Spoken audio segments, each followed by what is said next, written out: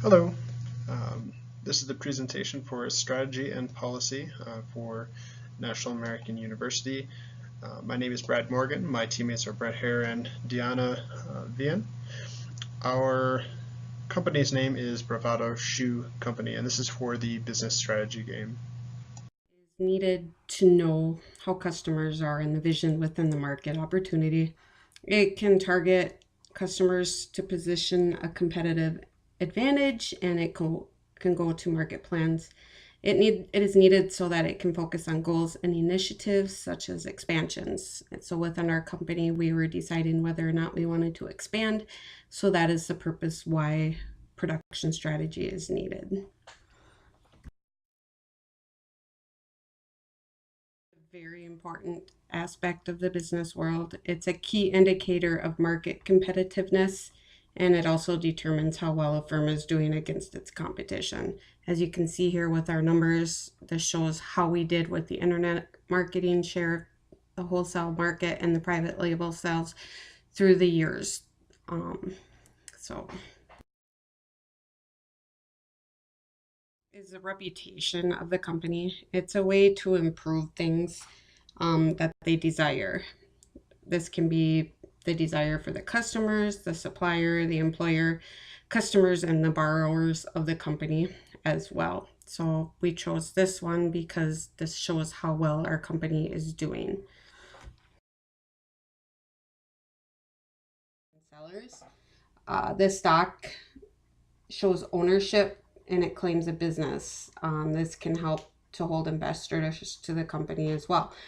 So by selling stocks, you can get dividends that are paid to the company for your shares of the stock. It is important for stocks because it can give investors the chance to get values in the future with the value of the company. It is also needed to produce goods. So as you can see here, you can see how our shares went from year to year with our stock prices.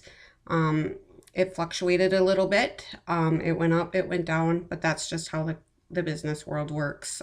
But it's very important to know where we are with stock so we know how we can determine how to fix issues with the business world.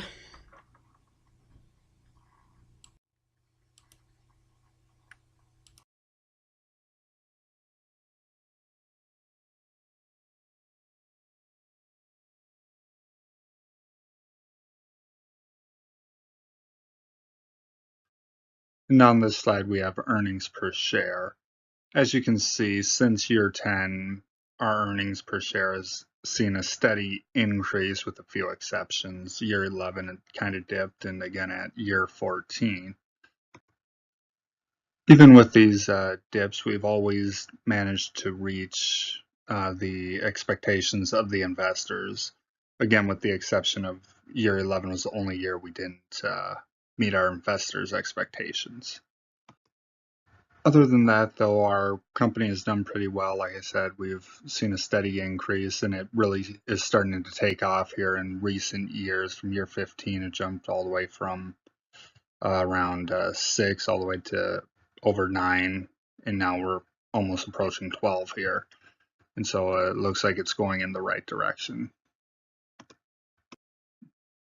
And on this slide, we have return on equity. And unlike earnings per share, return on equity had tended to fluctuate much more rapidly than earnings per share. And in the first year here, it was the only year we failed to meet the investor expectations, much like what happened in earnings per share. I believe that it was due to the cautious approach we took for our first year, not trying to do anything too drastic, just getting a feel for the simulation. And then after that, it increased, and it really started to take off in year 13, only to crash again afterwards. And it didn't recover until year 16 again. And I think that decrease had to do with some investment decisions that we made, such as purchasing new plant upgrades and other stuff that would pay off later on. And so we made some investments going into year 14. And on this slide, we have our regional strategy. A lot of stuff we didn't really change from region to region, so I'll highlight some of the noticeable stuff that we actually tailored to each region. Such as in the North American region, we had increased the production capacity, along with purchasing a couple of upgrades that we thought would be very beneficial to the region. Oh, and the reason we added extra capacity to this region first was because it had our upgrades already on the facility, so we thought it would be best to add capacity to the plant that was already fully upgraded. And this region also had the highest amount of advertising dollars, it's nearly double of what some of our other regions are. And in Europe and Africa, this is the only one that didn't have a production facility. Again, it had an extensive advertising budget, very similar to our North American one. And here we had to pull out of the private label market because the margin per shoe wasn't that great, so we felt it wasn't worth it. We would throw our additional capacity and production into one of the other markets where we were seeing a larger profit. And in the Asia Pacific market, our capacity has remained unchanged in this one. This one has much less of an advertising budget. Like I said, this one was one that's like about half of what our North America one is. And again, we fully upgraded our plant in this this market, and we gave it the upgrades that we thought would be most beneficial for this region. And that finally brings us to Latin America. In this region, we actually purchased a new plant and capacity to go along with it. And the reason for that was to try and reduce our operating costs within the region, so we don't have to worry about things like tariffs and other things that could increase the cost of operating in a foreign market. And this one also has a advertising budget very similar to Asia Pacific and much less than our first two, North America and Europe. And finally, this brings us to our private label strategy. We utilized overtime extensively to try and fill our private label orders. Because we know that some markets are very underserved, like I believe Latin America. Latin America actually has more demand than what's being offered to them, so we tried to do all we can to maximize our production and try and serve some of these markets where there's a lot of opportunity to sell. And like I mentioned earlier, we are producing in every market with the exception of Europe, again, because we wanted to reduce, but that one didn't provide us as great profit as the other three. Now for our pricing strategy in the private label market, we don't just want to be the cheapest. We want to kind of be middle of the road so we can maximize our profit. As long as our bids are accepted, that's all we really care about, and so we try to not shoot for the lowest, just to undercut everyone to make sure our bids are accepted. But like I said, we want to be middle of the road, so when our bids are accepted, we get the most out of it. And this strategy seems to have been working because every year all our bids are getting accepted, with the exception of 1 year in the North American market. Only part of it did, but other than that, all of our bids have been accepted, and so we're satisfied with the way things are going here. Bravado has maintained a consistent approach to its financial strategy throughout the business strategy game.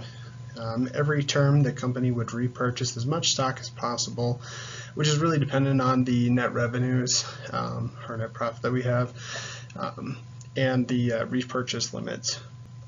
Bravado also paid out dividends intermittently throughout the game. Typically in the early years, the payments were pretty small, but as the years went on, the company started issuing larger dividend payments to shareholders. When it came time to finance projects, such as upgrades or opening new plants or capacity increases, the team agreed that we would limit the use of debt financing. In most cases, the company was in a good enough financial position not to use any financing. Instead, Bravado issued stocks for sale one time to finance a small portion of its expansion into Latin America. Another time, Bravado financed a small portion of a capacity expansion with a one-year loan from the bank that was paid back by the next year. So for our celebrity strategy, in the business strategy game, the celebrity appeal is an influential aspect of marketing the business and its products. Celebrity appeal has a direct impact on the bottom line, and a larger marketing budget amplifies this effect. When selecting celebrities to bid on, the main aspects that we would look at is the contract length, the consumer appeal. Early on in the game, we won contracts with Cipriano Romano and Michelle Wie. Both celebrities have a longer contract and good appeal across the board that kind of balance each other out in the different regions. The overall trend for bidding on celebrities was a pretty consistent growth with the bidding prices. Each year the bids would be greater than the previous year. Starting off pretty low, and in year 17 they're up to like $7 and $8 million per year contracts. So it makes even the short-term contracts more and more expensive. Through the game, we decided to try to maintain at least 2, but typically no more than 3 celebrities. It's been consistent at 2 so far. For the bids, we would look at what was bid in the previous year for similar celebrities, take into consideration their contract length and consumer appeal, and also just maybe as a way to try to take away from other teams as well when they had several celebrities and they were doing pretty good, a chance to snatch up their contract, to benefit us. That was one thing that we took into consideration as well when looking at this. Yep. Alright, so the reasoning behind our topics. So for the production strategy, we figured it was important to talk a little bit about the reasoning behind, well, for each of these categories, the reasoning why we chose to go a certain way that we did, and these are areas that we focused on from meeting to meeting. So obviously the production strategy, like I said, this is our strategy with the production, global marketing strategy, or global market share strategy, that kind of shows how we've been sitting from year to year in comparison to the 7 other teams that are playing. So we figured that was an important portion to share, especially showing that we maintained a pretty decent chunk of the market share and stayed pretty high ranking overall. Image rating trends, we also chose these ones too because it's more or less what we're graded on as well through the system. The investor expectations. Stock price trends, we wanted to show how it went from year to year. We wanted to show that little bit of a dip that happened, I think it was in year 11 or 14, was actually due to actually selling some of the shares. So that kind of showed how that affected it, and we repurchased those shares and then some the following year, so we kind of bounced back from that little dip. The earnings per share, again, that's another thing that we've been monitoring and trying to have consistent growth on year to year, meeting and exceeding expectations of the shareholders. It's an important metric that is a factor in the overall score of the company. It shows how well the company performed from year to year. So the return on equity, this is also a very important metric that impacts the overall score of the company. Regional strategy, we had wanted to show that we did not use one-size-fit-all approach. Instead, we tailored our strategy to best suit the markets that we were competing in. Private label trends, this is a big part of our overall strategy too.